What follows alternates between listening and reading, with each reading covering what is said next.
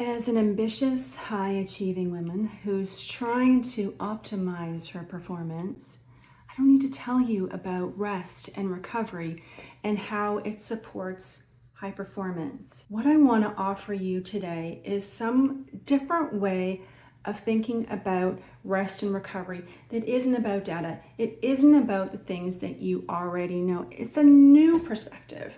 So let's dive into this because that's what you're going to get today. And I promise you that you might go, maybe. I remember at my lowest point of being burnt out, sitting on the sofa, there I was at the end of the night at my computer. I was so tired. I finally had my kids in bed. I had no energy. I should have gone to bed. And I was sitting at my computer, at my laptop, asking Google, how can I have more energy? It never occurred to me at all that the answer lay in, how about take a break? How about not work anymore? There was no part of me that considered that rest might be exactly what I needed to boost my energy. Anyone else on the quest to always have more energy? Okay, so there's this gap between what we know, rest is really important for recovery, and then there's the actual taking breaks. And if we do take breaks, they're short and we're restless and we might feel guilty or ashamed. Here's what I think what's going on. And so I invite you just to listen in and see if there's one. The first one being that if you're someone who is all about results, all about being productive, being effective, if that's your driving aim each and every day is to accomplish the thing and get there and make things happen, here's the thing about rest. Rest doesn't really have a tangible outcome.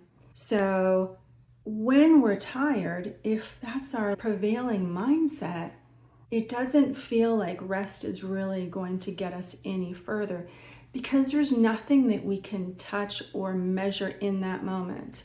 What do you think about that one? That one haunted me a lot. Here's the second one.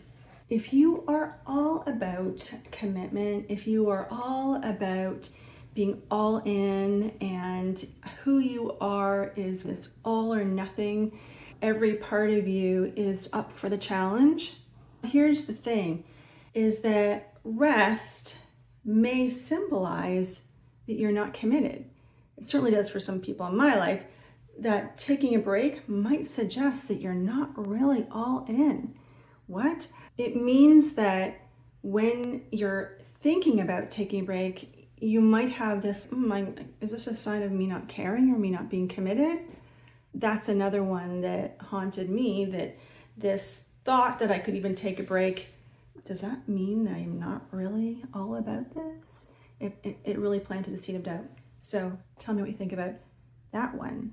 Third is if you've got a drive to accomplish things and it's fierce. And I remember in my corporate days, it would just hum in my body. And every part of me was always thinking about what I wanted to be up to. It was relentless and nonstop. And so there is this sense that if you were to take a break, you might break that momentum. All of a sudden, if you stop, then you have to find the energy to keep going.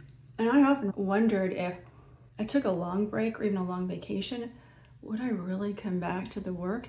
And so it felt too risky for me to even think about that, because it was more important for me to stay. That happened for me quite a bit.